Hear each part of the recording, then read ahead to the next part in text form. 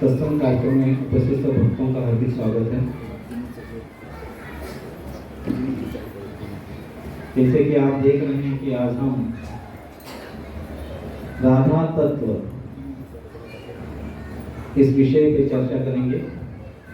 वैसे देखा जाए तो राधा तत्व बहुत ही गुह्य विषय है, लेकिन फिर भी हम थोड़ा सा प्रयास करने जा रहे हैं कि ये राधा तत्व क्या है इस विषय में जानने के लिए। तो पहले आप लोगों से एक सवाल है, who is the supreme personality of God है? परम पुरुष भगवान कौन है? क्या है उत्तर इसका? परम पुरुष भगवान कौन है? कौन है परम पुरुषोत्तम भगवान? अरे श्री कृष्ण। इतना कंफ्यूजन है। 100% जोर से आवाज आना चाहिए। कौन है परम पुरुष भगवान? परम पुरुषोत्तम भगवान कौन है? श्री कृष्ण। तो कॉन्फिडेंस होना चाहिए ना। तो अब दूसरा सवाल पूछने जा रहा हूं, उसे जरा थोड़ा और ध्यान से सुनकर जवाब देना है। तो परम पुरुष भगवान कौन है? श्री कृष्ण। कौन है? कृष्ण है। अब मेरा दूसरा सवाल है कि क्या नाम है परम पुरुष भगवान का? What is the name of पुरुषोत्तम भगवान? श्री कृष्ण। क्या नाम है? इन्होंने कहा श्री कृष्ण, राधा कृष्ण। इन्होंने कहा राधा कृष्ण, और कुछ वहां से कुछ आवाज आ रहा है। क्या नाम है? क्या नाम है? श्री कृष्ण। फिर से कंफ्यूजन दिख रहा है। तो परम पुरुषोत्तम भगवान का क्या नाम है? श्री कृष्ण। इसीलिए हम राधा तत्व नहीं जानते। परम पुरुषोत्तम भगवान का नाम है श्री श्री राधा गोपीनाथ। परम पुरुषोत्तम भगवान का नाम है श्री श्री राधा रास बिहारी। परम पुरुषोत्तम भगवान का नाम है श्री श्री राधा मदन मोहन। परम पुरुषोत्तम भगवान का नाम है राधे श्याम। तो परम पुरुषोत्तम भगवान तभी वो पूर्ण है जब उनके साथ श्रीमती राधिका है। और हम राधा तत्व पे चर्चा करने का प्रयास कर रहे हैं। तो पहली टेस्ट जो थी, पहली परीक्षा क्या थी? उनका नाम क्या है? तो 50-50 कंफ्यूजन में थे, तो 50-50 मार्क्स मिले आप सबको। तो राधा का तत्व जानना है तो हमें पहले परम पुरुषोत्तम भगवान का नाम पता होना चाहिए। लेकिन उससे पहले हमें यह पता होना चाहिए कि कृष्ण तत्व क्या है। अगर हम वेदों का सार देखें, वेदांत क्या है? वेदों का अंत, मतलब वेदों का अगर सार ले तो वेदों की रचना किस लिए की गई है?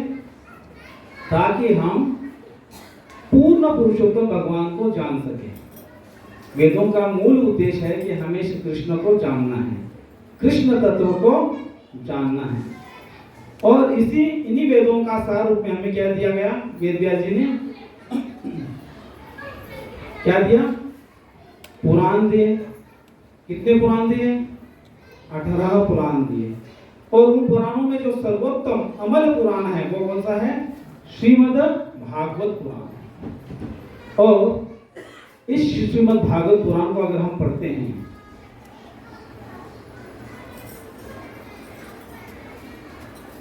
तो हम देखेंगे कि पहले जो 9 अध्याय हैं उनमें श्री कृष्ण तत्व का वर्णन है कि भगवान श्री कृष्ण कैसे हैं। वो अगर शक्तिमान है तो वो शक्तिमान क्यों है? इन सब की जो चर्चा है वो पहले 9 स्कंदों में की गई है। तो दूसरा प्रश्न है मेरा, क्या ये आवश्यक है कि हम कृष्ण तत्व को जानें? कितने जनों को लगता है कि हमें जानना चाहिए कि कृष्ण कौन है या कृष्ण तत्व क्या है? आवश्यकता है या नहीं? हाथ ऊपर कीजिए जिनको लगता है कि हमें कृष्ण को जानना चाहिए। 100%।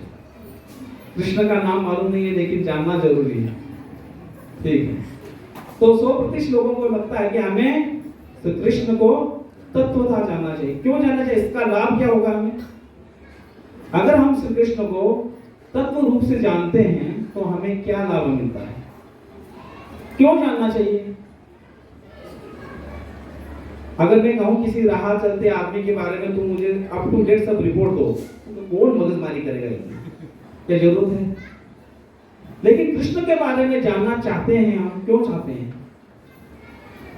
आवश्यक है। क्यों आवश्यक है? बोलिए। आवश्यक है।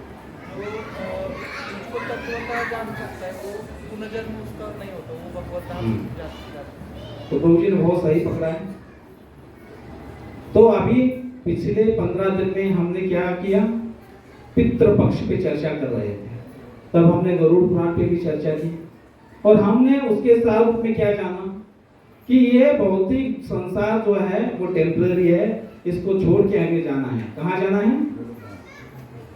हमारे नहीं, सिर्फ गोलोक धाम नहीं, हमारे गोलोक धाम में जाना है। शब्द को पकड़ना है। किसका गोलोक धाम है? हमारा है। अगर हम उसे अपने से पृथक समझेंगे तो हम वहां पे कभी नहीं जा पाएंगे। वो हमारा ही अंग है। जब तक हमें ये नहीं लगता कि मेरा धाम है, मेरे कृष्ण है, मेरे गोविंद है, तब तक उन गोविंद को पाना बहुत मुश्किल है। उनके धाम में जाने की तो बहुत दूर की बात है। तो अगर हमें भगवत धाम जाना है तो क्या कहा है भगवान ने? जन्म कर्म च मे दिव्यम यो वेति तत्वथा। क्या शब्द इस्तेमाल किया है? तत्वथा। त्यक्त्वा देहं पुनर्जन्मं नेति मामेषु अर्जुन।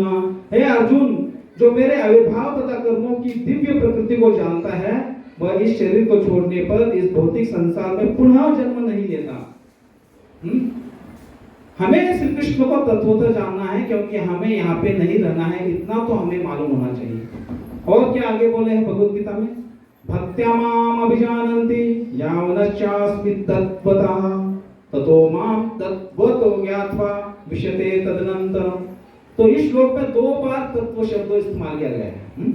भक्त्या माम अभिजानन्ति यावनश्चास्मि तत्वतः। केवल भक्ति से मुझ भगवान को यथा रूप से जाना जा सकता है। जब मनुष्य ऐसी भक्ति से मेरे पूर्ण भावनामृत में होता है तो वो वैकुंठ जगत में प्रवेश कर सकता है। तो हमें श्री कृष्ण को तत्वतः जानना है, क्योंकि हमें यहाँ पे हमेशा के लिए नहीं रहना है। यह जगह हमारे लिए नहीं है। श्री प्रभुपाद हमेशा कहते थे, क्या कहते थे? This place is not for a gentleman. जो सभ्य लोग हैं उनके लिए ये जगत नहीं है।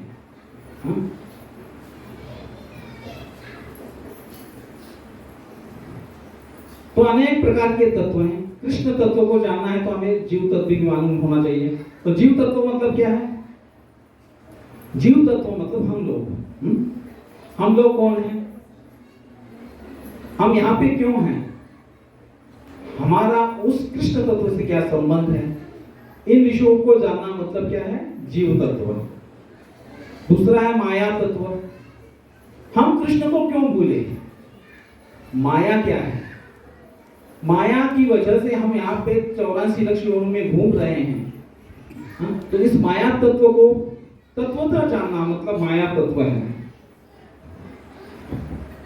ईश्वर तत्व, ईश्वर कौन है, उसका नाम क्या है और उससे हमारा क्या संबंध है, इस तत्व को जानना मतलब ईश्वर तत्व। और बहुत सारे तत्व है, जैसे शिव तत्व है, भक्त तत्व है, गुरु तत्व है। इन सब तत्वों में सबसे अगर गुह्य तत्व है तो वो है राधा तत्व। इतना ही नहीं तो परम परम परम गुह्य जो तत्व है वो राधा तत्व है। लेकिन पहले हम कृष्ण तत्व के बारे में थोड़ा सा जान लें। अगर हम कृष्ण तत्व को जानते हैं तो हम राधा तत्व को थोड़ा सा जान सकते हैं। तो भगवान श्री कृष्ण के बारे में ब्रह्मा जी क्या कहते हैं, देखिए। ईश्वर परम कृष्ण सच्चिदानंद विग्रह अनादिरादि गोविंद सर्व कारण कारणम। ब्रह्मा जी जिन्होंने सृष्टि की निर्मित की, उनका क्या कहना है ब्रह्म संहिता में? वो कहते हैं कि ईश्वर परम कृष्ण सच्चिदानंद विग्रह अनादिरादि गोविंद सर्व कारण कारणम। सब कारणों के कारण कौन है? तो वो गोविंद है जो अनादि अनंत है। इतना ही नहीं, ब्रह्मदेव जी श्रीमद् भागवत में क्या कहते हैं? जानन्तम एव जानन्तु किम भौवैक्तान मे प्रभो मनसो वपुषो वाचो वैभव तव गोचरः। कितना सुंदर बात कही ब्रह्मदेव जी क्या कहने देखिए कि जो लोग कहते हैं कि मैं कृष्ण को जानता हूं उनको कहने दो। जहां तक मेरा सवाल है, मेरा शरीर किससे बना है? बुद्धि से बना है। 4 मुख हैं जो हमेशा वेदों का पठन करते हैं, लेकिन मैं क्या समझता हूं? As far as I am concerned, I do not wish to speak very much about this matter. Oh my Lord, let me say this much. As far as your opulence are concerned, they are all beyond the reach of my mind, body and word. तो मेरी वाचा से, मेरे मन से, मेरी बुद्धि से आप परे हो। थोड़ा सा आवाज ही होता है। तो ब्रह्मदेव जी क्या बता रहे हैं कि अगर आप मेरे बारे में पूछोगे तो मैं भगवान तुम्हें नहीं जानता हूं। और यहाँ पे हम जैसे शूद्र जीव बैठे हैं क्या जानने के लिए? कृष्ण तत्व क्या है। और इसके उत्तर में भगवान श्री कृष्ण भगवद गीता में कहते हैं कि ब्रह्मा जी आप सही कहते हैं। मत्त परतरनान्या किंचित अस्ति धनंजय मयि सर्वमिदं पोत्रम सूत्रे मणिगणाइवा। तुम सच कह रहे हो ब्रह्मा जी, हे धनंजय, मुझसे श्रेष्ठ कोई सत्य नहीं है। जिस प्रकार मोती धागे में गोते रहते हैं उसी प्रकार सब कुछ मुझ पर आश्रित है। तो भगवान ने इसकी पुष्टि भगवद गीता में दी है कि भगवान श्री कृष्ण को समझना इतना आसान कार्य नहीं है। तो अगर हम देखें तो बहुत बहुत बहुत ही मुश्किल है कृष्ण तत्व को समझना। और अगर हम कृष्ण तत्व को नहीं समझते तो उससे भी जटिल है राधा तत्व को समझना। क्यों? क्योंकि भगवान श्री कृष्ण के तत्व को समझकर भी हम राधा तत्व को नहीं समझते। अरे स्वयं श्री कृष्ण भी राधा तत्व को नहीं समझते। अगर देखे वैसे देखा जाए तो भगवान श्री कृष्ण भी राधा तत्व को समझने के लिए प्रयास कर रहे हैं अनादिकाल से। और इसका प्रमाण क्या है? इसका प्रमाण है कि वो गौर सुंदर के रूप में प्रकट होते हैं। किस लिए प्रकट होते हैं? राधा तत्व को समझने के लिए। अच्छा, एक सवाल और, वो आते हैं ब्रह्मा जी के एक दिन में, लेकिन बार बार श्री कृष्ण कहता है एक बार आए और राधा जी को समझ जाए तो हम समझ लें।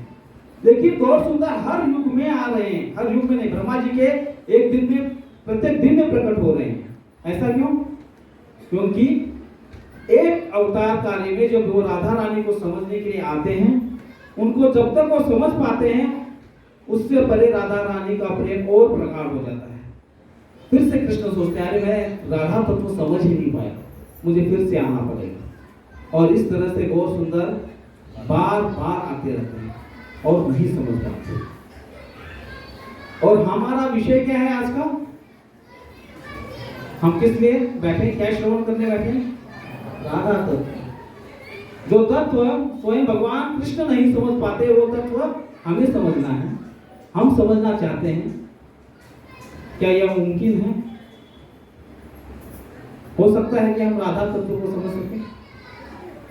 अच्छा, अब तक की चर्चा से क्या लगता है कि हमें राधा तत्व को समझना चाहिए या समझ सकते हैं या नहीं? समझना चाहिए। अगर नहीं समझेंगे तो यहीं पे सड़ते रहेंगे। भगवान ने कहा है एवं यो वेति तत्वता, क्योंकि राधा तत्व को समझे बिना हम कृष्ण तत्व नहीं समझ सकते, कृष्ण तत्व को समझे बिना हम राधा तत्व नहीं समझ सकते। क्योंकि कृष्ण अगर शक्तिमान है तो राधा शक्ति है, तो दोनों को समझना अत्यावश्यक है। तो तत्व को समझेंगे तो भगवत धाम को प्राप्त करेंगे, तत्व को नहीं समझेंगे तो यहीं पे रहेंगे। लेकिन कृष्ण कहते हैं कि मैं खुद राधा रानी को नहीं समझ सकता तो आपको क्या समझाऊंगा। तो प्रवचन बंद करके प्रसाद लेके चलेंगे।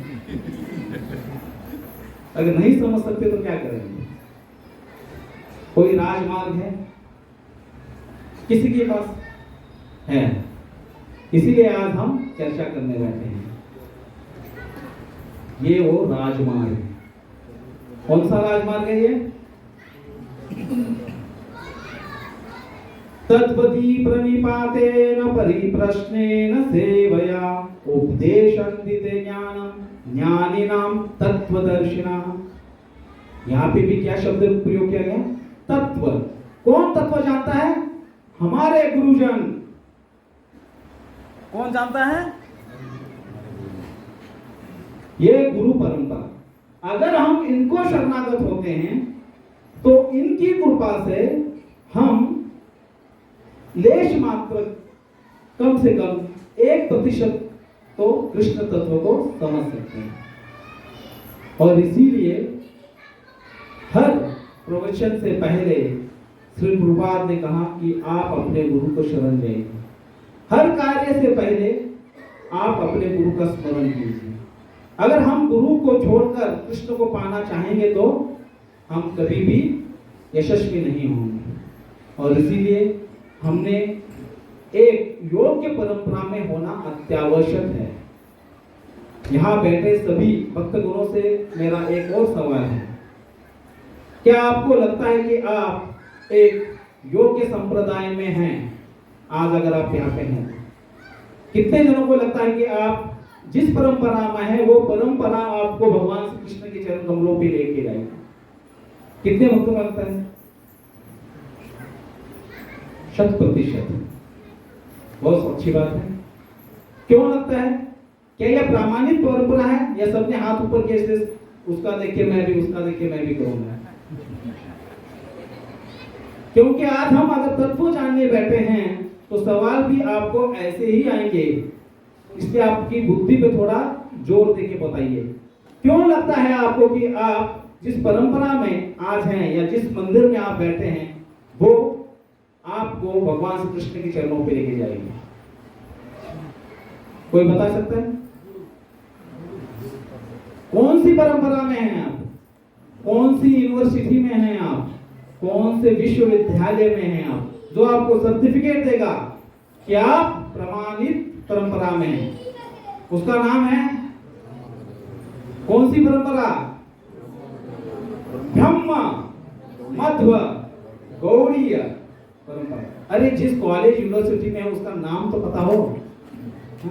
ये ऐसे आंखों पे बंदी पट्टी बांध के आ गए, प्रसाद अच्छा मिलता है इसलिए हैं। ठीक है, तो हम एक योग्य परंपरा में हैं। 4 परंपराएं हैं, उनमें से ब्रह्म मध्व गौड़ीय परंपरा है, उसमें हम हैं। और उसके 32वें आचार्य कौन है? कौन है? कौन है? इतना छोटा सा, अरे वो इतने जगत गुरु ऐसी भक्ति वेदांत स्वामी श्री रूपाल की हृदय से ऐसे ध्वनि फूटनी चाहिए, प्रभुपाद। अगर हम प्रभुपाद का नाम लेना तो हृदय में ऐसे ज्वालामुखी का स्फोट होना चाहिए, प्रभुपाद। क्यों? क्योंकि वो हमारे परम आश्रय हैं। तो अगर हम परंपरा में हैं तो हम तत्व को जान सकते हैं। और इसीलिए हमारा परम कर्तव्य है कि पहले हम उनकी शरण ले, उनको प्रणाम करें और आगे चलें। ओम अज्ञानतिमिरान्धस्य ज्ञानाञ्जनाशलाकया चक्षुरुन्मिलितं येन तस्मै श्री गुरुवे नमः। श्री चैतन्य मनोभीष्टं स्थापितं येन भूतले स्वयं रूप कदा मह्यं ददाति स्वपदान्तिकं। वन्देऽहं श्रीगुरुं श्रीपादकमलं श्रीगुरुन् वैष्णवांश्च श्रीरूपा साग्रजाता सहगना रघुनाथान्वितां तां सजीवं साद्वैतं सावधूतं परिजनां सहितं कृष्ण चैतन्य देवं श्री राधा कृष्ण पदा सहगना ललिता श्री विशाखा नमो विष्णुपादाय कृष्णप्रेष्ठाय भूतले श्रीमते भक्तिवेदांत स्वामीनिति नामिने। नमस्ते सरस्वती देवे गौरवाणी प्रचारिणे निर्विशेष शून्यवादी पाश्चात्य देशकारिणे। हे कृष्णा करुणा सिंधु दीनबंधु जगत्पते गोपेश गोपिकाकांत राधाकांत नमस्ते। तप्त कांचन गौरांगी राधे वृंदावनेश्वरी वृषभानुसुते देवी प्रणमामि हरिप्रिये। जय श्री कृष्ण चैतन्य प्रभु नित्यानंद श्री अद्वैत गदाधर श्रीवासादि गौर भक्तवृंद। हरे कृष्णा कृष्णा कृष्णा हरे हरे हरे राम राम राम हरे हरे। हरे कृष्णा कृष्णा कृष्णा हरे हरे हरे राम राम राम हरे हरे। हरे कृष्णा कृष्णा कृष्णा हरे हरे हरे राम राम राम हरे हरे।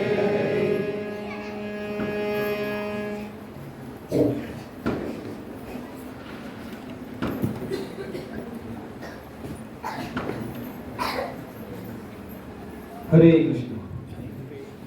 तो अब तक हमने देखा कि अगर हम परंपरा में हैं और गुरु को आश्रित हैं तो हम राधा तत्व को जानने का प्रयास कर सकते हैं, जो कि बहुत ही अत्यावश्यक है।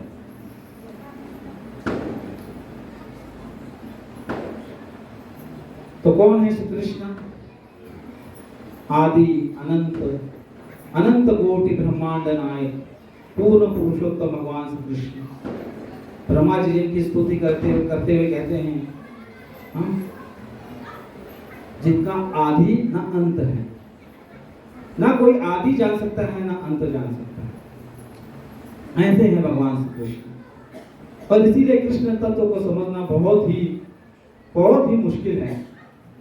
और जब हम कृष्ण तत्व के बारे में चर्चा कर रहे हैं और उसको समझने का प्रयास कर रहे हैं, इसी तत्व के सहारे हम राधा तत्व को जानने का चेष्टा करेंगे।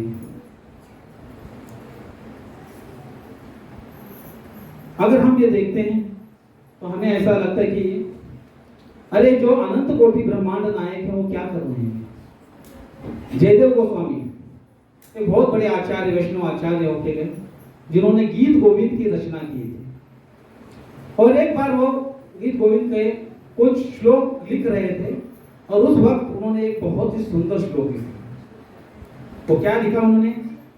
स्मरगरल खंडन मम शिरसी मंदनः देहि पाद पल्लवम उधारम।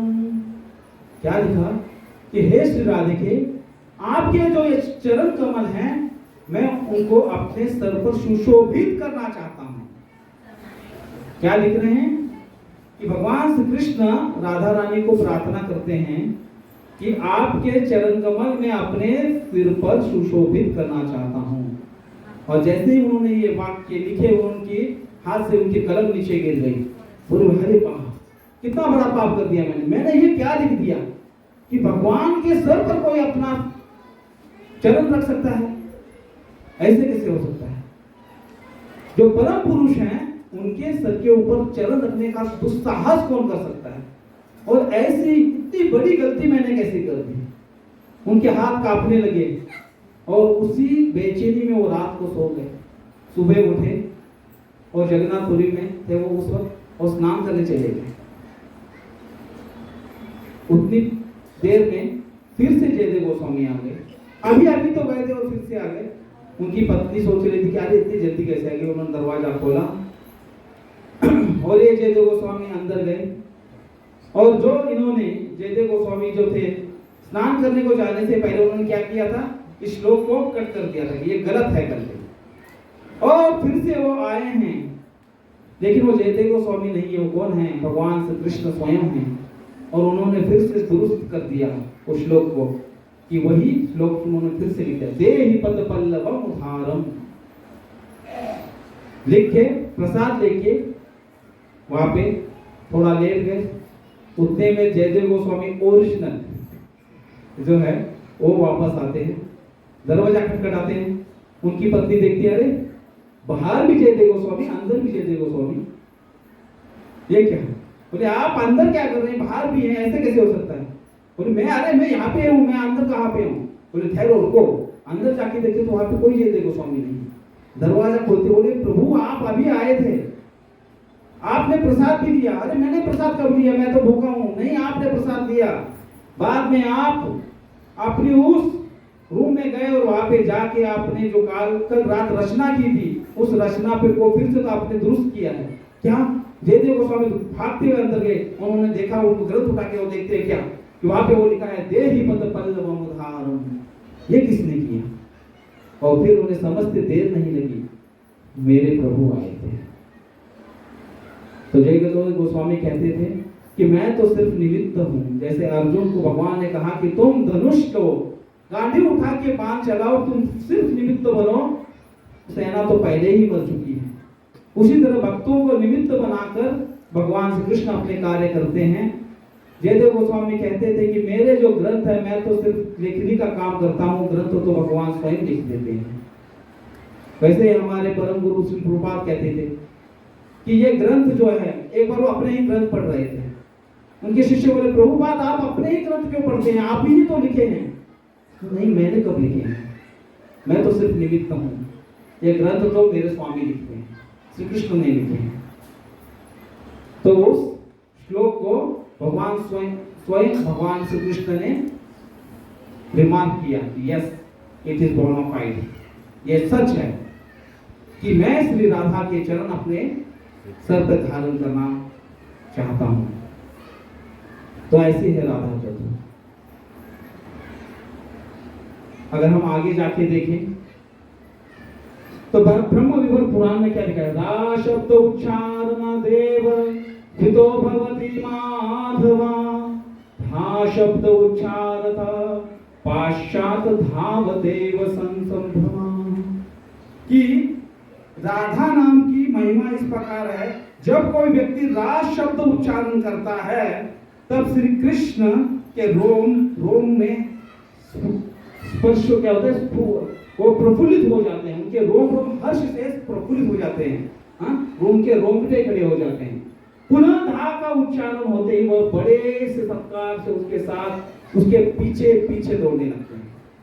सिर्फ रा बोलने से श्री कृष्ण के अंग अंग में हर्ष रोमांच उड़ जाते हैं और धा बोलते उसके पीछे धाम दौड़ते हैं। आगे क्या कहते हैं, रा शब्द कुर्वता सत्रो ददामि भक्तिं उत्तमां, धा शब्द कुर्वतः पाश्चात्यामि श्रवण लोभता। कि जो कोई रा कहता है उसको मैं अपनी उत्तम भक्ति प्रदान करता हूं। भगवान श्री कृष्ण कहते हैं कि इस दुनिया में कोई भी चीज मांगो मैं आपको दूंगा, लेकिन भक्ति नहीं दूंगा। क्यों नहीं दूंगा? क्योंकि भक्ति के द्वारा मैं बिक जाता हूं, मैं अपने भक्तों के अधीन हो जाता हूं। इसीलिए मैं अपनी भक्ति नहीं देता, किसी को भी नहीं देता। लेकिन यहाँ पे श्री कृष्ण कहते हैं कि अगर कोई रा कहता है तो मैं उसको अपनी उत्तम भक्ति प्रदान करता हूं, और अगर कोई धा कहता हूं तो उसके पीछे पीछे मैं लोभी के जैसे भागता हूं। तो इतनी महिमा है ये दो शब्दों में, रा धा।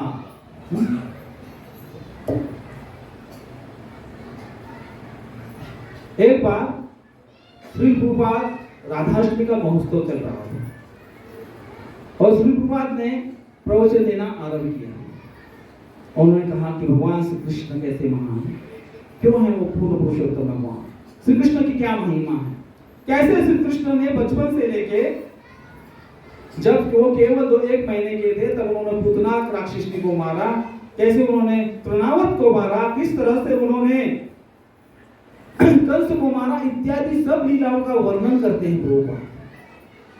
और भक्त सोचते हैं कि अरे आज तो राधाष्टमी है और प्रभुपाद जी कृष्ण कथा कृष्ण लीला क्यों कह रहे हैं। और सब कथा होने के बाद प्रभुपाद जी कहते हैं ऐसे श्री कृष्ण श्री राधा रानी के चरणों में झुके रहते हैं। तो उनके प्रवचन का आखिरी वाक्य तो क्या था कि इतने महान श्री कृष्ण ऐसे श्री राधा रानी की सेवा में रुजू हैं। ये है महिमा श्रीमती राधा रानी की।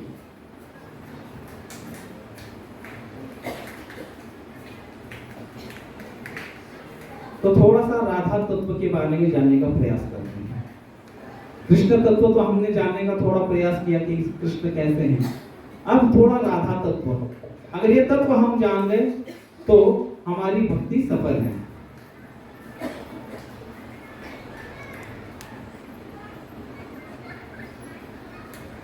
तो थोड़ा अलर्ट रहिए, क्योंकि थोड़ा सा तात्विक तत्व बोला तो समझने में जटिल रहता है। कथा बोले तो बहुत सहज आनंद से सुनते हैं। उस कथा में अगर कोई जोक्स हो तो बहुत ही आनंद आता है, और फिर वो कथा ना हो कि हमारे आनंद का साधन बन जाती है। लेकिन आज हमें आनंद नहीं लेना, आज हमें क्या करना है, हमें तत्व तो जानना है, तत्व को जानने का प्रयास करना है। थोड़ा बुद्धि पे जोर देके, न सोते हुए, जागृत अवस्था में, स्वप्न अवस्था में नहीं तो हम यहाँ शरीर से बैठे मन बाहर भटक रहा है।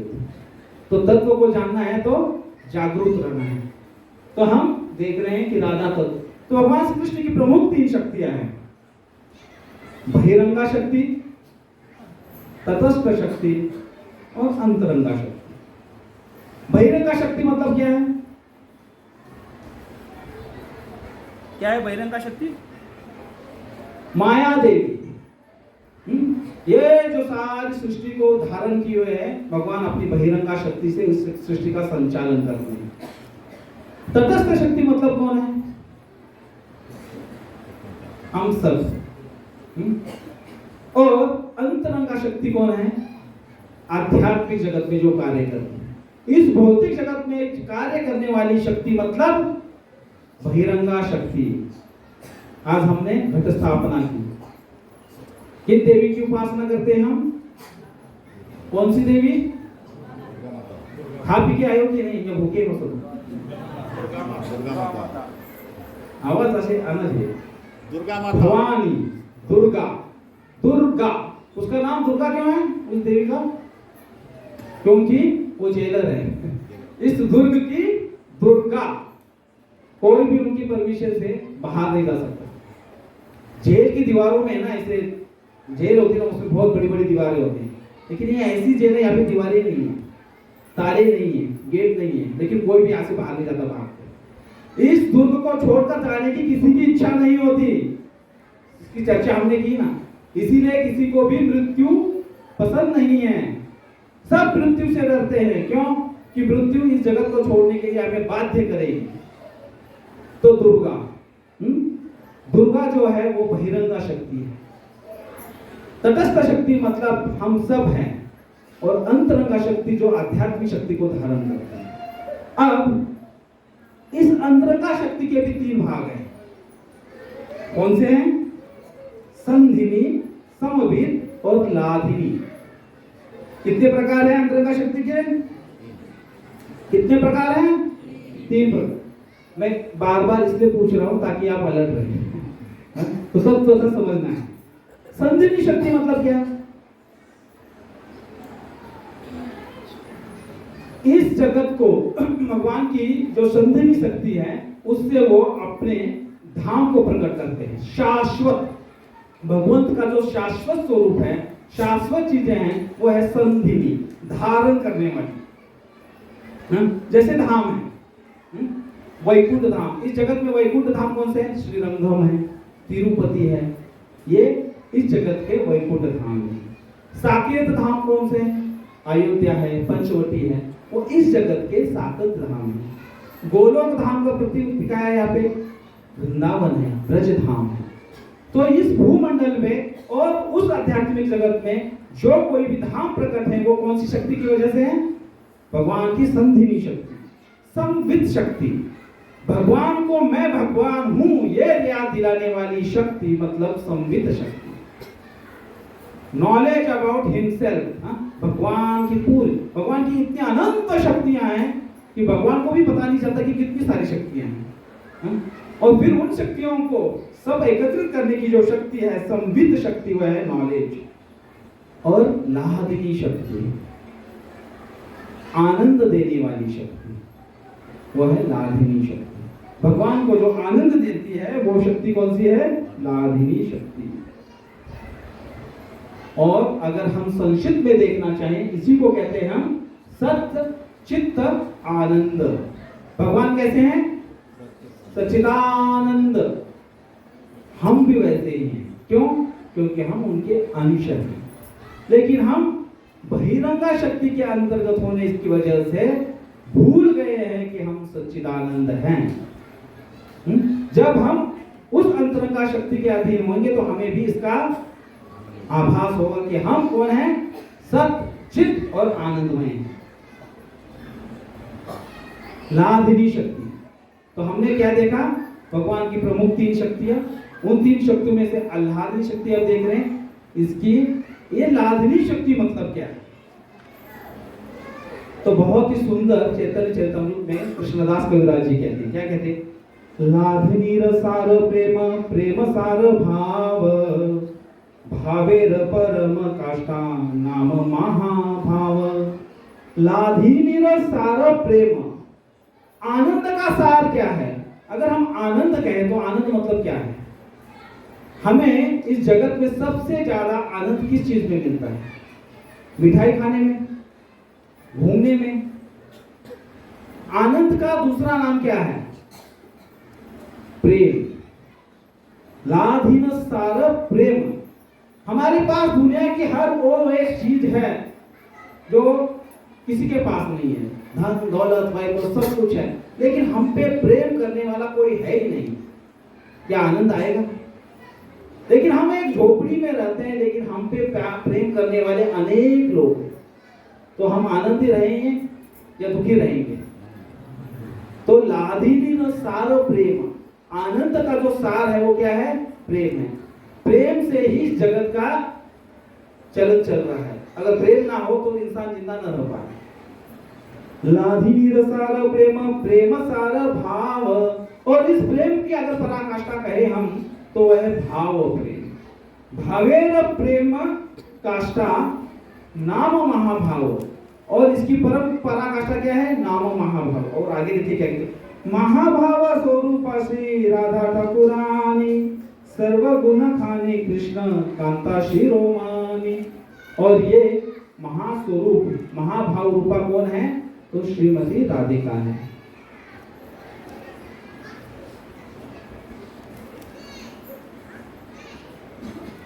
तो कौन है श्रीमती राधिका? कृष्णदास कविराज गोस्वामी जी लिखते हैं, राधा कृष्ण एक आत्मा दुई देह धारी, अन्वय विलासे रस आस्वादन कोरी। कि राधा और कृष्ण दोनों एक ही हैं। कौन है? दोनों एक ही तत्व है। अन्य विलासे रस आस्वादन कोरी, दोनों एक होकर भी पृथक क्यों हैं? क्योंकि रस का आस्वादन करना है।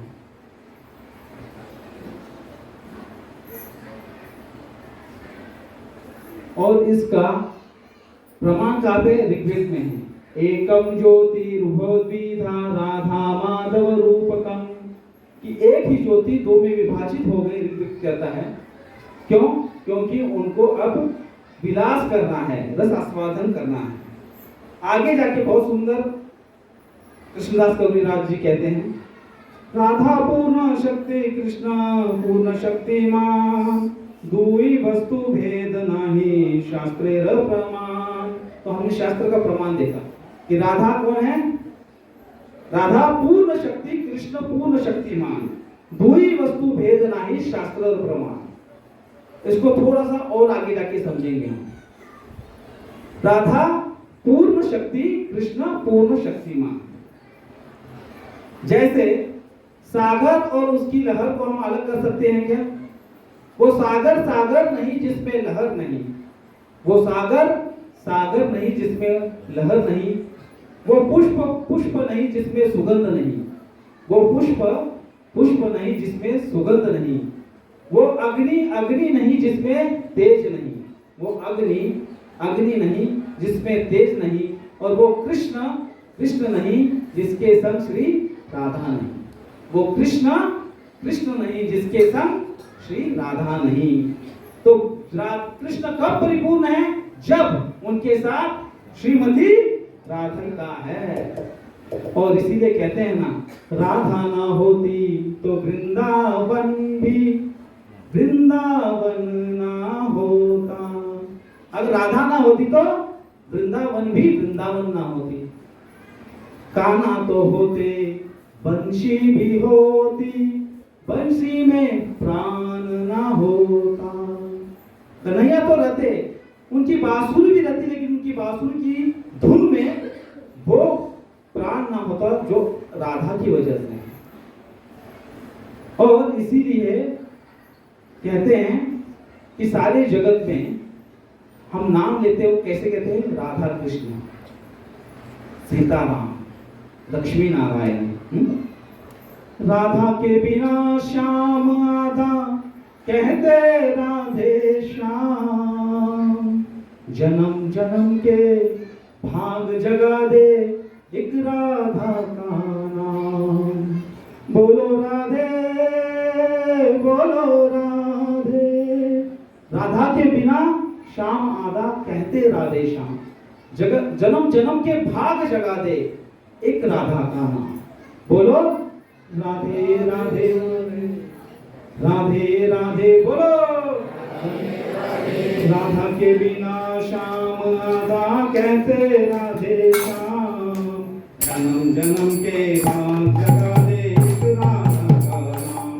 बोलो राधे बोलो राधे बोलो राधे राधे राधे राधे राधे राधे राधे राधे राधे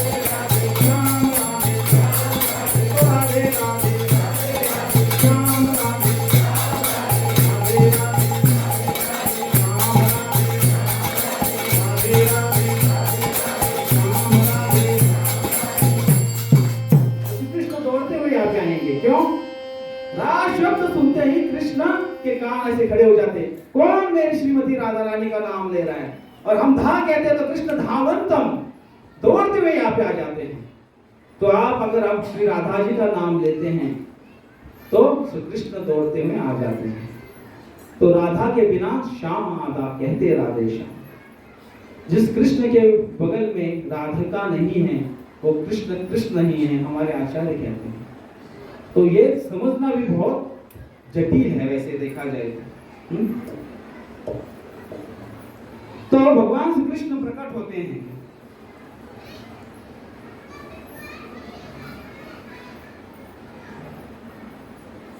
उनके प्राकट्य के अनेक कारण हैं। क्या कारण है?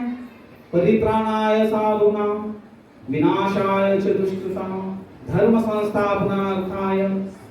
तो भगवान अनेक अनेक युगों में अनेक बार आते हैं, कभी भक्तों को आनंद देने के लिए, कभी असुरों का संहार करने के लिए, कभी धर्म की स्थापना करने के लिए, कभी किसी का ऋण चुकाने के लिए। भगवान कहते हैं मैं अपने भक्तों का ऋणी हूं, उनका ऋण चुकाना है, और इसलिए वो आ जाते हैं। लेकिन अगर हम श्रीमती राधा रानी का प्राकट्य का कारण ढूंढे तो एक ही कारण है। क्या कारण है? सब कहिए मेरे पीछे। गोविंद आनंदिनी राधा, गोविंद आनंदिनी राधा, बोलिए। गोविंद मोहिनी, गोविंद सर्वस्व, सर्व कांता शिरोमानी, गोविंद आनंदिनी राधा, गोविंद मोहिनी, गोविंद सर्वस्व, सर्व कांता शिरोमानी, गोविंद आनंदनी। हाँ, तो कृष्ण जो गोविंद है, उनका नाम गोविंद क्यों है? क्योंकि वो इस जगत को आनंद देते हैं। गो मतलब इंद्रिय, सबकी इंद्रियों को आनंद देने वाले गोविंद। देखिए उन गोविंद को कौन आनंद देती है? श्री रामती राधिका, गोविंद आनंदनी। कृष्ण क्या नाम है उनका? सर्व जगत को आकर्षित कर लेते हैं, वो है कृष्ण। सर्व आकर्षित कृष्ण, इसलिए उनका नाम क्या है? कृष्ण। लेकिन ऐसे कृष्ण को जो आकर्षित करती है वो कौन है? राधा। इसीलिए राधा रानी का क्या नाम है? मदन मोहन मोहिनी। हाँ? कृष्ण तो केवल मदन को मोहित करते हैं, लेकिन श्रीमती राधिका उस मदन मोहन मोहिनी है, उस कृष्ण को, उस मदन मोहन को भी आकर्षित कर लेती है। गोविंद सर्वस्व, कुछ नहीं रहे। श्री कृष्ण की सत्ता नहीं है राधा के लिए, कुछ नहीं है कृष्ण, कुछ भी नहीं है। अगर श्री कृष्ण धनी है तो धन कौन है? राधा। अगर श्री कृष्ण बलवान है तो बल कौन है? राधा। जब गोवर्धन लीला हो रही थी तो किसी ने पूछा कि गोवर्धन को किसने धारण किया? तो सबने कहा श्री कृष्ण ने धारण किया अपनी इस उंगली पे, इस उंगली के नख पे धारण किया। लेकिन ब्रजवासी कहते ना ना, कृष्ण को तो हमारी राधा ने धारण किया। और कैसे धारण किया? अपनी पलकों पे धारण किया। हमारी राधा अगर पलक झुका लेती ना तो क्या कृष्ण की मजाल की वो गोवर्धन को उठा ले। पलक झपकते ही गोवर्धन नीचे आ जाता। तो ये है श्रीमती राधा रानी की शक्ति। और इसीलिए अगर कृष्ण ऐश्वर्यवान है तो उनका ऐश्वर्य श्री राधा है। और इसीलिए कृष्ण का जो निजी धन है, वो लोकेर प्रेम धन हम कहते हैं, जो निजी धन है वो है श्री राधा। वो देखते हैं वृंदावन में, ब्रज में सब लोग राधा रानी को मानते हैं।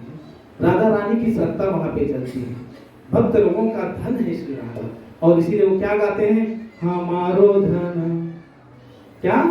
हमारो धन राधा श्री राधा, श्री राधा, राधा श्री राधा, श्री राधा, परम धन राधा श्री राधा, श्री राधा।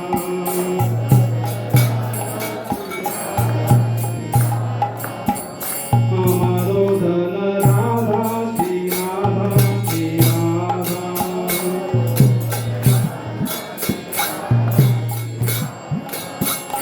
कृष्ण धन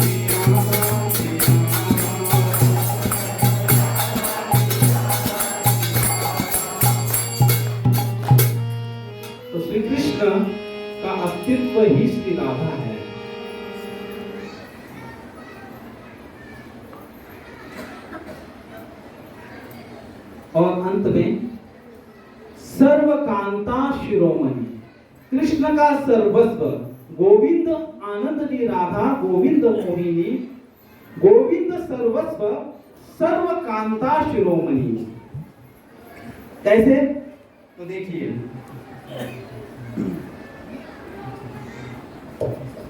एताच अंशकला पुंसा कृष्णस्तु भगवान स्वयं, इंद्रादिव्याकुलं लोकम मृणयन्ति युगे युगे। श्रीमद् भागवत में कहा गया है कि सब जो अवतार हैं वो भगवान श्री कृष्ण से प्रकट होते हैं। तो मूल कौन है? एताच अंशकला पुंसा, तो मूल कौन है? भगवान श्री कृष्ण, और इनसे ये सब सारे अवतार प्रकट होते हैं। हाँ? सर्वावतारी कृष्ण स्वयं भगवान, तहार द्वितीय ध्येय श्री बलराम। चैतन्य चरितामृत में हम देखते हैं कि सर्व अवतारी, तो भगवान श्री कृष्ण कोई अवतार नहीं, तो वो स्वयं अवतारी हैं। वैसे ही भगवान की जो सर्व कांता है, कृष्णता गौर सुंदर भगवान की, भगवान की जो इतनी भी कांता है, जितनी भी प्रियाएं हैं, उन सब का मूल कौन है? तो वो है श्री राधा। तो कृष्णदास कविराज जी कहते हैं, सब मेरे पीछे बोलिए, कृष्ण कांता गने देखी त्रिविध प्रकार, कृष्ण कांता गण देखी, बोलिए, त्रिविध प्रकार, एक लक्ष्मी गण पूरे, महिषी गण आर, ब्रज गण रूप आर, कांता गण सार, श्री राधिका है ते, कांता गणेर विस्तार। श्री कृष्ण कांता गणे देखी त्रिविध प्रकार। भगवान श्री कृष्ण के जितनी प्रियाएं हैं, जितनी कांताएं, उनके तीन प्रकार हैं। एक है लक्ष्मीगण, वैकुंठ लोक में जितनी भी लक्ष्मी जन हैं वो श्रीमती राधिका से प्रकट होती हैं। दूसरी महिषीगण, जो द्वारका में उनकी 16,108 रानियां हैं, उनको कहते हैं महिषीगण। और व्रजगण की गोपियां, जो कोटि कोटि अनंत कोटि गोपियां गण हैं। तो ये तीन गण हैं। अब ये सब कौन है? तो कहते हैं कि श्री राधिका हैते कांता गणेर विस्तार। अगर हम अष्टलक्ष्मी देखते हैं तो वो लक्ष्मी कहां से प्रकट होती है? राधा रानी के वाम भाग से राजलक्ष्मी, नृत्य लक्ष्मी, जो अष्टलक्ष्मी वो सब प्रकट होती हैं। और इन्हीं से प्रकट कौन होता है? राधा रानी से ही प्रकट होती है नव दुर्गा भी। तो अगर राधा तत्व को देखा जाए तो सब जो कांतागण हैं, जो प्रियागण हैं, जो भी कुछ है वो सब विस्तार कहां से होता है? श्रीमती राधिका से। थोड़ा और विस्तार में जाके देखेंगे हम कि राधा रानी कैसे प्रकट हुई प्रथम। तो गोलोक में राधा रानी का प्राकट्य कैसा है? तो एक बार भगवान श्री कृष्ण गोलोक में विराजमान थे, अपने आसन पे विराजमान थे, और उनके मन में एक इच्छा हुई। क्या इच्छा हुई?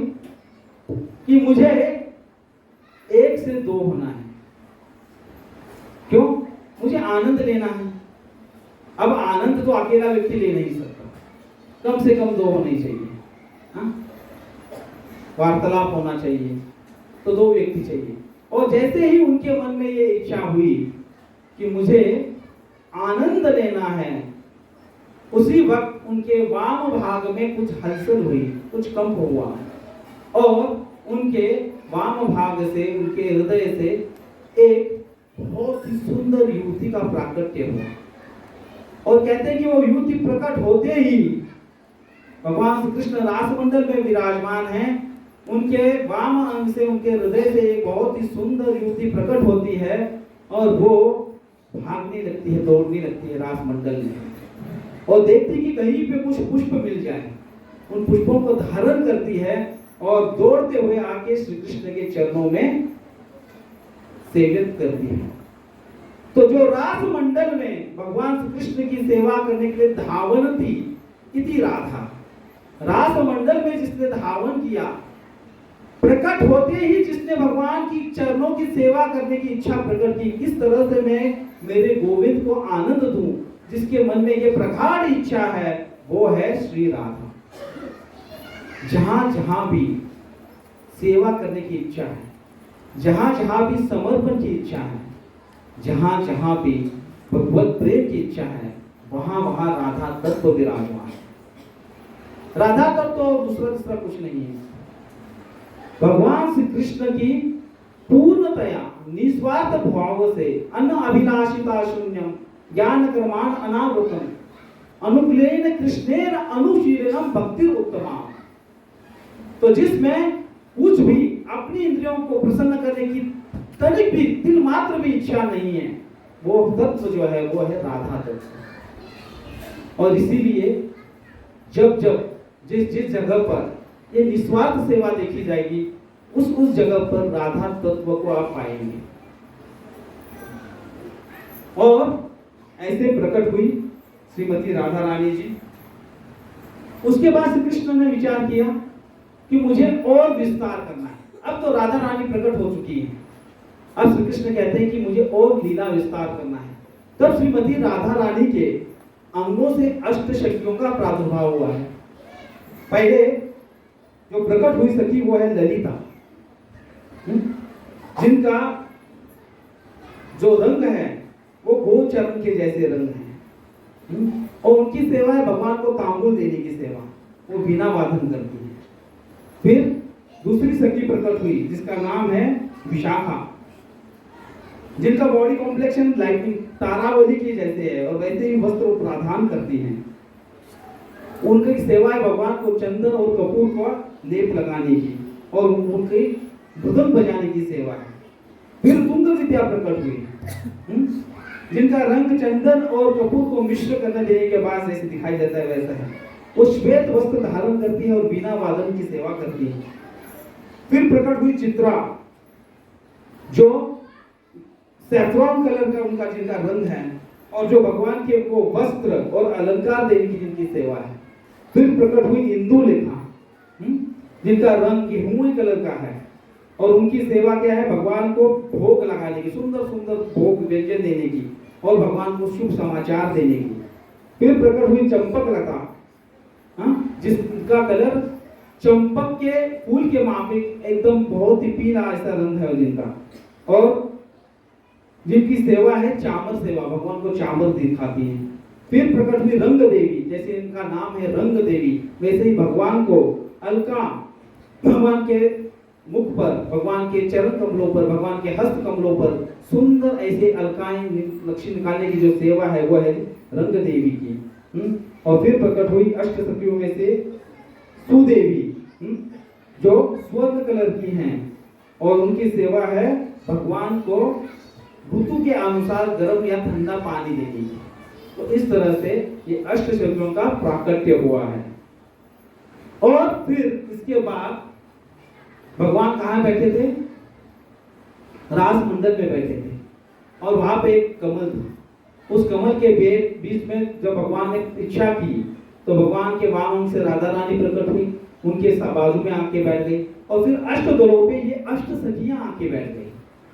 अब भगवान सोच रहे हैं कि मुझे और विस्तार करना है, और फिर एक एक सखी से और 8-8 सखियां प्रकट हुई, फिर उन 8 सखियों से फिर 8-8 सखियां, और ऐसे करते करते लाखों करोड़ों भगवान की अष्ट सखियों का विस्तार होता गया।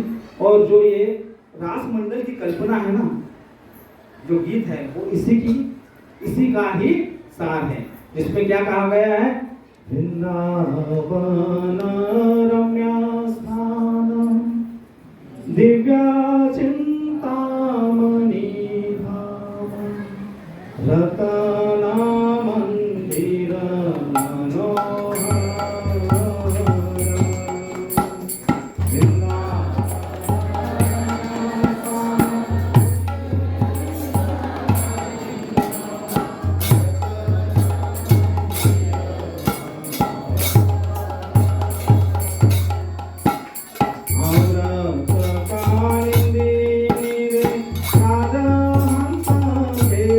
करे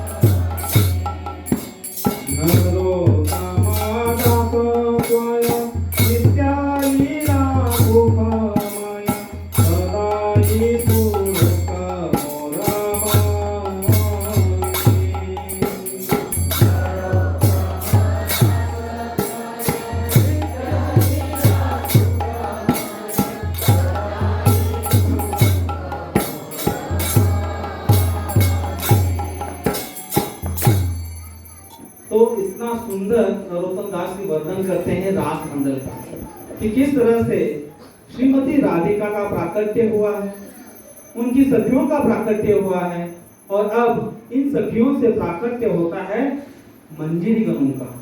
तो हम देखते हैं कि अष्ट सखियों का प्राकट्य है, और फिर इन सखियों की सेवा करने के लिए, इनको सहायता करने के लिए कौन प्रकट होती है? मंजरी गण।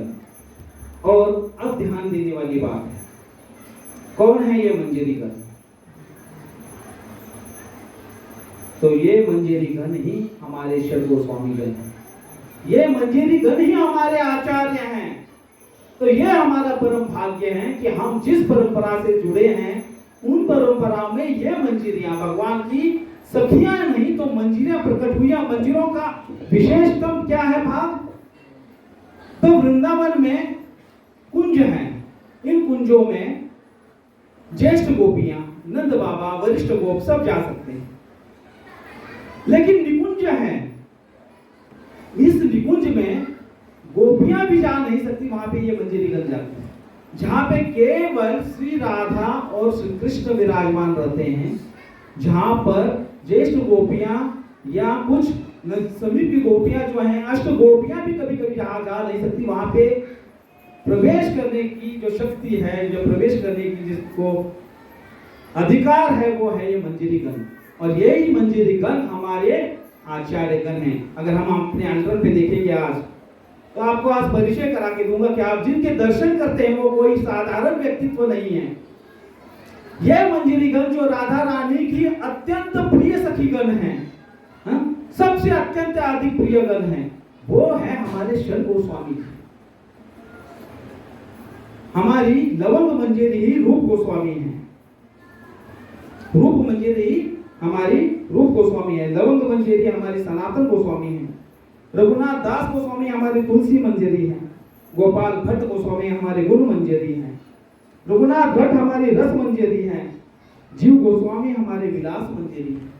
अगर हम देखें तो इन मंजरियां गण जो हैं वे सब हमारे ही आचार्य हैं, और इन्हीं आचार्यों ने, इन्हीं षड गोस्वामी ने आज जो वृंदावन हमें दिखता है उसको प्रकट किया है इन षड गोस्वामी ने।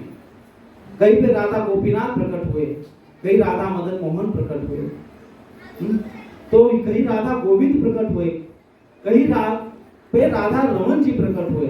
तो इन सभी आचार्यों ने वृंदावन को प्रकट किया। जो लीला स्थलियां लोप हो चुकी थी समय के कारण, उन सब लीला स्थलियों को प्रकट करने के लिए हमारे इन गोपियां ने, इन सखगणों ने, इन मंजिलों ने ही आकर इनका प्रचार किया है। इन्होंने वृंदावन को प्रकट किया। वृंदावन में कैसे प्रवेश करें, इन बातों को लिखा। इन्होंने अनेक ग्रंथों की रचना की। अगर आप जीव गोस्वामी जी के ग्रंथ पढ़ेंगे तो उसमें आपको भक्ति का तत्व दिखाई देगा। भक्ति रसामृत सिंधु जैसा ग्रंथ, अनेक ग्रंथों की रचना उन्होंने की। तो वृंदावन में कैसे जाए, वृंदावन में कैसे प्रवेश करें, वहां पे कैसे रहा जाए, कैसे जप किया जाए, किस तरह से भगवान को रिझाया जाए, इन सभी का वर्णन हमारे इन गोपियों ने किया है। तो सवाल ये उठता है कि ये सब अगर वृंदावन में चल रहा था, सब आनंद ही आनंद था, तो इस भूलोक में भगवान आते क्यों हैं? क्या आवश्यकता है इन गोपियों को, इन मंजरियों को इस भूलोक में आने के लिए? केवल एक ही कारण, वेद व्यास जी कहते हैं श्रीमद् भागवत में, अनुग्रहाय भक्तानां मानुषं देहां स्थितां भजते तादृशी क्रीडायां श्रुत्वा तत्परो भवेत्। अनुग्रहाय, हम सब पर दया करने के लिए, हम सबको आकर्षित करने के लिए, हम सबको वापस हमारे अपने निजी धाम में ले जाने के लिए ही ये प्रकट होते हैं। और कोई दूसरा तीसरा कारण नहीं है, केवल एक कारण, केवल एक कारण। हम भूले भटके जो भटक रहे हैं अनंत काल से, सदियों से, वर्षों से। हमने सुना पितृपक्ष में, हमने सुना कि 2.25 करोड़ वर्ष लग जाते हैं एक मनुष्य देह प्राप्त करने के लिए। कितने वर्ष? तब एक मनुष्य देह प्राप्त होता है। और ये फिर एक ही साधन है, एक ही चांस है कि हम इस देह में भगवत स्वरूप को प्राप्त कर सकते हैं। लेकिन क्या करते हैं हम? आहार निद्रा भय मैथुन, इन सब में हमारा जीवन गवा देते हैं। मनुष्य जन्म पाइया राधा कृष्ण ना भजिया जानिया सुनिया विष खाइयो। अगर आपने मनुष्य का देह को प्राप्त किया है और राधा कृष्ण का भजन नहीं करते तो जानिया सुनिया विष खाइयो, आप आत्महत्या कर रहे हैं। आत्महत्या है ये। अगर भगवत रूप को प्राप्त इस जन्म में आप नहीं कर सकते तो आपने एक बहुत ही दिव्य अनमोल जो आपको संधि मिली थी उसको गवा दिया। खत्म, सब कुछ खत्म हो गया। क्यों? पता नहीं अगला जन्म कौन सा मिलने वाला है। जानिया सुनिया विष खाइए, विष खा रहे हैं। और इसलिए ये अत्यावश्यक बनता है कि हम अगर हमें हमारे सौभाग्य से, वैसे देखा जाए तो हमारा कोई सौभाग्य भी नहीं है। एक बार श्री प्रभुपाद को उनके शिष्य ने पूछा, प्रभुपाद हमारी क्या योग्यता थी कि हमें आप जैसा गुरु मिला, हमें ये भक्ति मिली, हमें ये महामंत्र मिला, क्या योग्यता थी? हमने ऐसे कौन से पुण्य कर्म किए थे, कौन से ऐसे सत्कर्म किए थे, हमारी क्या क्वालिफिकेशन है, हमारी क्या योग्यता है? तो प्रभुपाद ने बहुत ही ग्रेव बन के बोले, you are not qualified at all, तुम्हारी कोई योग्यता नहीं थी। आई मेड यू क्वालिफाइड, मैंने तुम्हें योग्य बनाया है। और ये बात 100% सत्य है कि हमारी सच देखा जाए तो कोई योग्यता नहीं है। लेकिन ये श्री प्रभुपाद की कृपा है कि आज हम यहाँ पे बैठ के इस महामंत्र का जप कर रहे हैं। यह श्री प्रभुपाद की कृपा है कि आज उनके दिए हुए ग्रंथों को हम पढ़ रहे हैं, स्पर्श कर रहे हैं। यह श्री प्रभुपाद की कृपा है कि हमें कम से कम इतना तो ज्ञात है कि माया क्या है, माया तत्व क्या है। कम से कम हम ये भेद तो कर सकते हैं कि अच्छा क्या है, बुरा क्या है। कम से कम हमें ये मालूम तो है कि किस तरह से भगवान श्री कृष्ण को प्रसन्न कर सकते हैं, किस तरह से भगवान के चरणों को प्राप्त कर सकते हैं। कम से कम हम ये तो जानते हैं कि भगवत गीता का अंतिम उपदेश क्या है। सर्वधर्मान परित्यज्य मामेव एकम शरणं व्रज अहम त्वं सर्वपापेभ्यो मोक्षयिष्यामि मा शुचः। कृष्ण कह के गए कि जाओ सर्वधर्मों का त्याग कर दो और केवल मेरी शरण में आ जाओ, मैं तुम्हें माफ कर दूंगा, तुम्हारे सब पापों से मुक्त कर दूंगा। केवल मेरी शरण आ जाओ। तो अनुग्रहाय भक्तानाम, भक्तों के ऊपर अनुग्रह करने के लिए भगवान यहाँ पे प्रकट हुए हैं। हम सब तटस्थ शक्ति हैं भगवान। उन भगवान की हम सब शक्ति हैं, उनसे अलग नहीं है, पृथक नहीं है। फर्क क्या है? वो विभु है तो हम अनु हैं, वो सागर है तो हम उसकी बूंद हैं। इसलिए उनमें और हम में फर्क कोई नहीं है। गुण से, स्वभाव से हम उनके जैसे ही हैं। लेकिन हम गलती कर बैठते हैं। हम क्या गलती करते हैं कि हम स्वयं को ही भगवान समझने लगते हैं और इसी को मायावाद कहा गया है।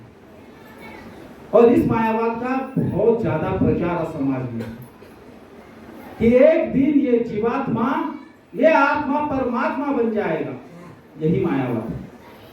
अगर आप कहेंगे अरे मुझे ऐसे कभी नहीं लगता कि मैं परमात्मा बनूंगा, मुझे मालूम है मैं बहुत ही हूं, लेकिन अगर हम हमारे कार्यों को देखें तो हम ईश्वर की तरह कार्य करते हैं। ईश्वर का अर्थ क्या है? नियंत्रण। जब हमारे मन में यह भावना रहती है कि मुझे नियंत्रण करना है, मुझे कंट्रोल करना है, तब हम ईश्वर बनना चाहते हैं। और यही ईश्वर की भावना हमें फिर परमेश्वर बनने के लिए बाधित करती है। और फिर धीरे धीरे हमें लगता है कि मुझे कृष्ण बनना है। अगर कृष्ण ने रास लीला की तो मुझे भी रास लीला करनी है।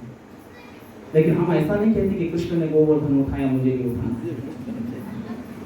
रास लीला अभी होगी, नवरात्रि में रास लीला दिखाई देगी, हर जगह पे हम रास लीला का देखेंगे। लेकिन इस तत्व को जानते नहीं है लोग और यहीं पे गलती कर बैठते हैं। तो सबसे बड़ा जो प्रॉब्लम है, परम पूज्य राधा स्वामी महाराज जो मेरे परम गुरु हैं, उन्होंने कहा आइडेंटिटी क्राइसिस। भूल गए हैं कि हम कौन हैं। सबसे बड़ी समस्या। अगर आज हम किसी से पूछे कि तुम कौन हो, तो पहले वो कहेगा कि मैं भारतीय हूँ, मैं रशियन हूँ, मैं अमेरिकन हूँ। आगे जाके कहेगा कि मैं कौन हूँ, मैं स्त्री हूँ, पुरुष हूँ, मैं अमीर हूँ, गरीब हूँ, मैं डॉक्टर हूँ, इंजीनियर हूँ। नाना विध के हम आइडेंटिटी बताते हैं, लेकिन हम कभी नहीं कहते कि मैं श्री कृष्ण का दास हूँ। जीवेद स्वरूप है कृष्णेर नित्य। और यही समस्या है, मूल समस्या का कारण यही है कि हम अपने स्वामी को भूल गए हैं। हमारे स्वामी कौन है हमें पता नहीं है। तो कौन है हम? अगर हम यहाँ बैठे हैं तो मैं आपको आज आपकी स्पेशलिटी बताऊंगा। जैसे डॉक्टर्स रहते हैं, जनरल प्रैक्टिशनर रहता है, फिर हार्ट, हाँ, फिर सुपर स्पेशलिटी, वैसे ही हमारी भी कुछ तो स्पेशलिटी है। क्या स्पेशलिटी है हमारी? कौन है? जो भगवान विष्णु की भक्ति करते हैं उन्हें क्या कहते हैं? कौन है हम सब? लेकिन सिर्फ हम वैष्णव हैं क्या? मुझे आप बताइए। जो भगवान श्री कृष्ण की आराधना करते हैं उनको कहते हैं कार्ष में। कौन है हम सब? अभी तो वैष्णव कहा था, अभी तो हमने कहा वैष्णव है, और अभी तो आप लोग कह रहे कार्ष में है। कौन है? डिसाइड कीजिए। हाँ, कौन है हम? वैष्णव या कार्ष में? नहीं, हम कुछ और हैं। जो श्रीमती राधा रानी की आराधना करते हैं वो गौड़ीय, और इसलिए हम ब्रह्म मत व गौड़ीय संप्रदाय में आते हैं।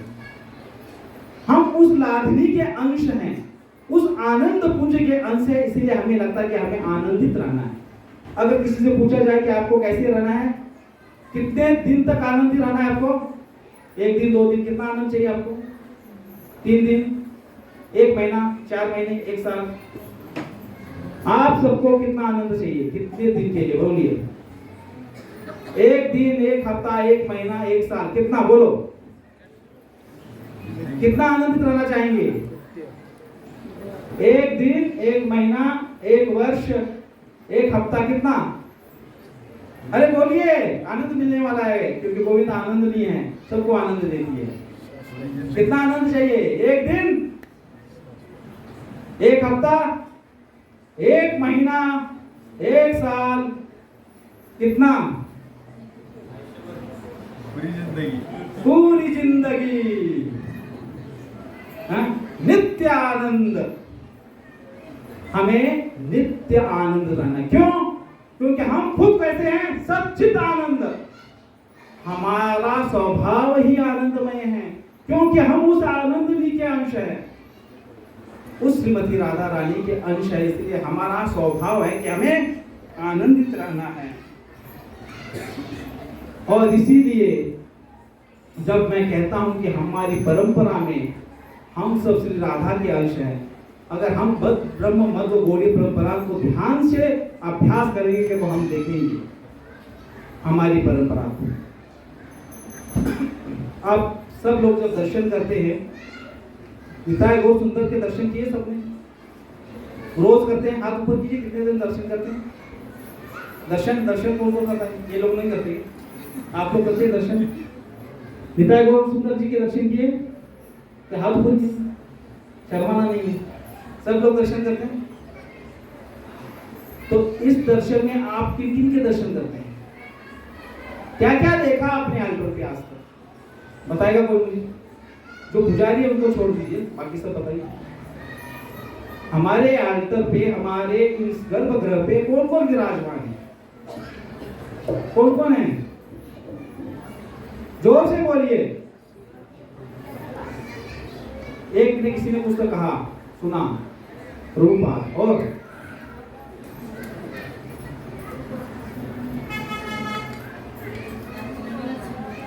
नरसिंह भगवान और रूपा नरसिंह भगवान। और बोलिए, और किसको देखा? किसका दर्शन किया? गुरु महाराज। और किसका दर्शन किया? हाँ, षड गोस्वामी। और किसका दर्शन किया? राधा कृष्ण। और कुछ देखा आपने? दर्शन किया? पंचतत्व। और किसका दर्शन किया? तुलसी महारानी। और इतना तो हो गए, उनके दर्शन करते करते। और बोलिए,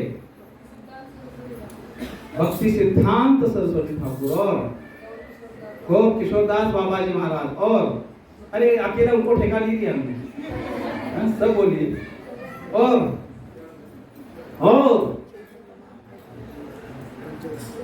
देखा या नहीं देखा? नहीं देखा तो आज दिखा दूंगा।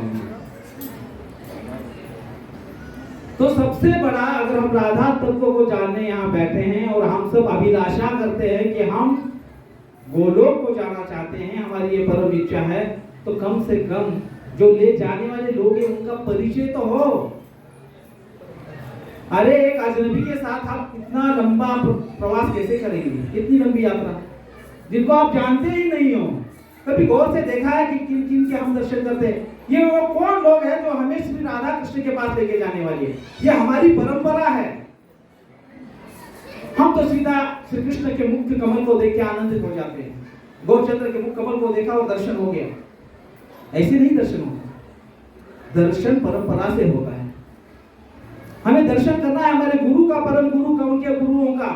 हमारी अखंड परंपराओं का दर्शन करते करते हमें भगवान के श्री चरणों का दर्शन करते हुए फिर धीरे धीरे उनके वक्षस्थल का, उनके मुख कमल का, उनके नेत्रों का दर्शन करना।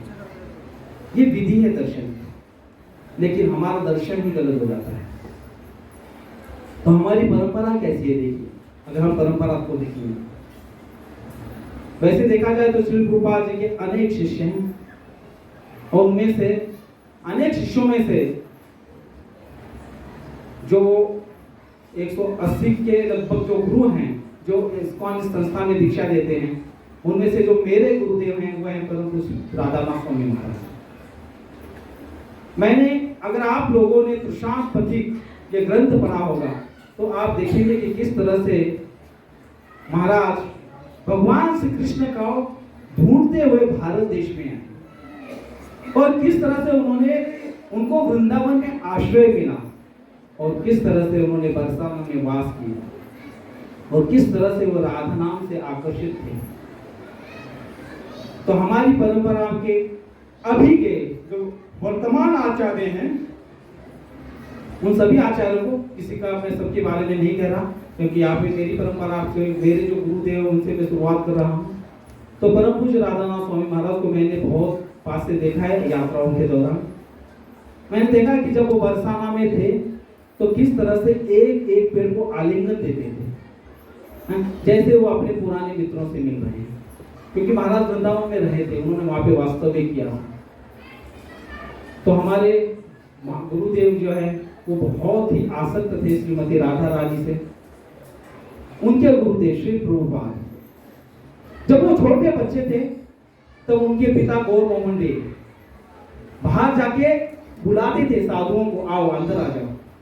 अंदर बुला के कहते थे प्रसाद ग्रहण कीजिए। प्रसाद ग्रहण करने के बाद कहते थे आप आशीर्वाद दीजिए मेरे इस बच्चे को। क्या आशीर्वाद दें? कि ये राधा रानी का परम भक्त बने। किसका भक्त बने? श्रीमती राधा रानी का परम भक्त बने। भक्ति सिद्धांत सरस्वती ठाकुर उनके गुरुदेव एक बार वृंदावन में थे भक्ति सिद्धांत सरस्वती ठाकुर जी, और वहां पे जयपुर का जो एक राजा था वो गोवर्धन परिक्रमा के वक्त झाड़ू मार रहा था रास्ते में। और भक्ति सिद्धांत सरस्वती ठाकुर के शिष्य बोले, देखिए महाराज, प्रभुपाद देखिए कैसे एक राजा होकर भी ये झाड़ू मार रहा है। तो भक्ति सिद्धांत सरस्वती ठाकुर बोले, अरे ये राजा है और भगवान श्री कृष्ण को प्रसन्न करने का प्रयास मात्र कर रहा है, लेकिन ये केवल श्री कृष्ण को प्रसन्न कर रहा है। अगर इसके मन में श्रीमती राधा रानी को प्रसन्न करने की इच्छा नहीं है ना, तो उसको इससे कुछ लेना देना नहीं है। हमेशा भक्ति सिद्धांत सरस्वती ठाकुर कहते थे कि जिन कृष्ण के बाजू में श्रीमती राधा रानी जी खड़ी ना हो, उन कृष्णों को मैं देखना पसंद नहीं करूंगा। बहुत बड़ी बात कह दी उन्होंने। तो राधा रानी का ये तत्व विस्तारित करने के लिए गौर कृष्णदास बाबा जी महाराज वे हमेशा कहते, कोथाय गौर प्रेममयी राधा। राधा कुंड पर हमेशा वो ढूंढते फिरते थे कि कहाँ गई कृष्ण प्रेम प्रधायिनी राधा, ओ राधा, ओ श्री राधा, कहाँ हो तुम? ऐसे कर कर वो भटकते थे। गौर कृष्णदास बाबा जी महाराज जय इनका गोविंद भगवान की। फिर हमारे भक्ति विनोद ठाकुर जी, उन्होंने तो ऐसा भजन लिख दिया। क्या भजन लिखा उन्होंने? वृषभानुपुरे जन्म लइबो, रावल हइबो विमान। वृषभानुपुर कहते वृषभानुपुरे जन्म लइबो, यावत हइबो विमान। कि मेरा जब अगला जन्म हो तो कहाँ पे जन्म मिले मुझे? वृषभानुपुरी, जहाँ राधा रानी ने जन्म लिया है, जहाँ राधा रानी प्रकट होती है। यावत हुई पे विवाह, और जहाँ पे राधा रानी का विवाह होके यावत गई, वहाँ पे मेरा भी विवाह हो जाए, ताकि मैं श्रीमती राधा रानी की हमेशा सेवा करते रहूं। तो हमारी सारी परंपरा श्रीमती राधा रानी को बहुत ही अत्यधिक आसक्त है। जगन्नाथ दास बाबा जी महाराज क्या कहते हैं? देखो, जिस राज्य में तुम रहते हो उस राज्य के राजा का सदैव गुणगान करना चाहिए। द्वापर युग में कृष्ण का राज्य था, इस समय श्री चैतन्य महाप्रभु का राज्य है। इस बार महाप्रभु की महिमा गानी चाहिए। और एक भिखारी आदमी के लिए यदि मनुष्य के सामने भोजन के लिए हाथ फैलाओ तो कुछ नहीं मिलता, परंतु स्त्री के पास जाओ तो मुट्ठी पर भोजन मिलता है। नारी कोई और नहीं बल्कि हमारी श्री वृषभानु नंदिनी श्री राधा रानी है। वृषभानु नंदिनी श्री राधा रानी ही हमारे चैतन्य महाप्रभु हैं। तो क्या कह रहे जगन्नाथ दास बाबा जी महाराज कि इस युग में हमारे जो दैवत है वो कौन है? गौर सुंदर भगवान। और गौर सुंदर जी कौन है? श्री कृष्ण चैतन्य, राधा कृष्ण नहीं है, श्रीमती राधा रानी है, क्योंकि वो उनका भाव धारण करके आए हैं। अगर हम देखेंगे आगे जाके जीव गोस्वामी, अगर जीव गोस्वामी देखेंगे तो उन्होंने क्या कहा है? देखिए, उन्होंने एक श्लोक लिखा। क्या लिखा उन्होंने? राधा नहीं, सनातन गोस्वामी के बारे में देखिए। पहले सनातन गोस्वामी, सनातन गोस्वामी प्रणाम करते हैं भगवान श्री कृष्ण को। किनको प्रणाम कर रहे हैं? भगवान श्री कृष्ण को। क्या कहते हैं? राधा राधा आराधिता राधेशा, राधिका प्राण वल्लभा, राधा रमन वंदे त्वं, राधिका प्रेम निर्जिता। प्रणाम किसको किया है? प्रणाम किसको किया? कृष्ण को। और नाम किसका ले ले? राधा का। राधा आराधित राधेशा। रूप गोस्वामी, रूप गोस्वामी को अगर आप देखेंगे तो उन्होंने एक श्लोक पे पूरा गोवर्धन लीला लिख दिया। राधा दो शब्दों पर, धरे धरा धर धर धरम, धर धरा धूरा रुदम, धीरा धीर अराराधी, रोधम नादा धूरधम। राधा, ये दो शब्दों पर उन्होंने गोवर्धन लीला लिख दी है। तो हमारे आचार्य राधा रानी के प्रति कैसे थे? जीव गोस्वामी क्या कहते हैं? कृष्ण प्रेममयी राधा, राधा प्रेममयो हरि, जीवने निधने नित्यम राधा कृष्ण गतिर्मम। ये जीव गोस्वामी जी लिखते हैं। रघुनाथ दास गोस्वामी देखेंगे तो स्वयं राधा रानी और भगवान श्री कृष्ण उनकी सेवा के लिए हमेशा प्रकट रहते थे। वो लिखते हैं, भुजामि राधाम अर्विदम नेत्रम, स्मरामि राधाम मधुरास्मितास्यम, वदामि राधाम करुणामृतम, ततो मयामि गतिर्न कोपि। तो हमारे अगर हम आचार्य सब देखेंगे, गोपाल भट्ट गोस्वामी देखिए, रघुनाथ दास भट्ट गोस्वामी देखिए, इन सबों ने राधा राम की महिमा का वर्णन किया है। और वेद व्यास जी ने लिखा है, देवी कृष्णमयी प्रोक्ता राधिका पर देवता, सर्व लक्ष्मणी सर्व कांति समोदनी तारा, कि राधा रानी ही सर्वस्व है। और सुखदेव गोस्वामी जिन्होंने लास्ट में भगवत गीता श्रीमद् भागवत में लिखा है, राधा रानी का बहुत ही गोपनीय तरह से नाम दिया, अन्याराधितो नूनम भगवान हरीश्वरम, यदो विहाय गोविंदो प्रीतो यमानाधितरहा, कि राधा रानी का उन्होंने वर्णन यहाँ पे किया है। अगर हम देखें तो हमारी पूरी परंपरा में यही है। और नारद पुराण में भगवान श्री कृष्ण एक बहुत ही गोपनीय बात बताते हैं। क्या कहते हैं? सब बोलिए, सत्यम सत्यम पुनः सत्यम, सत्यम एव पुनः पुनः, बिना राधा प्रसादेन मत प्रसादो न विद्येत। भगवान श्री कृष्ण कहते हैं, सत्यम सत्यम पुनः सत्यम, सत्यम एव पुनः पुनः। मैं बार बार सत्य बता रहा हूँ, एक ही बात की बिना राधा रानी के आशीर्वाद के बिना मेरी प्राप्ति नहीं हो सकती। Without the mercy of Radha Rani one can not attain my mercy. और इस जगत में श्रीमती राधा रानी का भाव धारण करके कौन आए हैं? स्वयं भगवान गौरचंद्र। और हम देखते हैं कि स्वयं भगवान गौरचंद्र क्या कह के ढूंढते थे, कहाँ मोर प्राणनाथ मुरली बदन, कहाँ जाऊं कहाँ पाऊं ब्रजेंद्र नंदन। तो ये उत्कंठा होनी चाहिए हमें राधा रानी को प्राप्त करने की। अगर ऐसी उत्कंठा रहेगी तो फिर हम राधा प्राकट्य को समझ सकते हैं, फिर हम राधा रानी के दिव्य लीलाओं को समझ सकते हैं, और फिर सही मायने में हम राधा गोपीनाथ जी को जान सकते हैं। तो यही है सच्चा राधा तत्व।